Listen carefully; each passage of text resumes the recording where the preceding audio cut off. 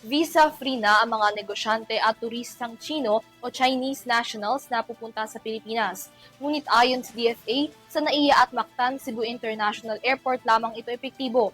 Mahigpit pa rin daw nilang babantayan ang pagkakakilanlan ng mga ito bago tuluyang makapasok sa bansa. Si Alvin Pelobelio para sa Balita.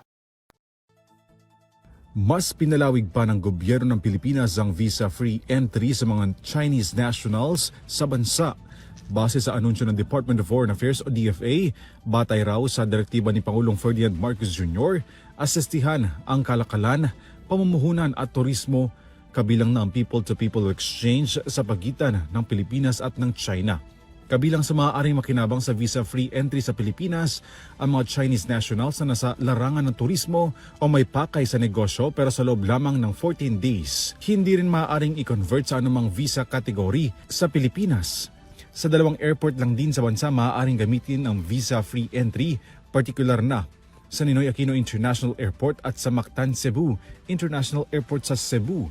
Maaaring ipresenta ng mga Chinese nationals ang kanilang pasaporte, hotel accommodation at return ticket na nakadeklara na ang susunod na destinasyon na bansa.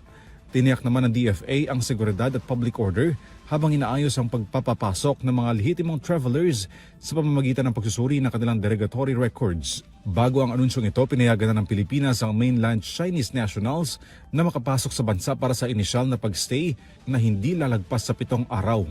Sa kabuuan, ang 7-day free visa entry ng mga Chinese nationals sa Pilipinas ay maaring palawigin pa ng 21 days dahil sa karagdagang 14 days.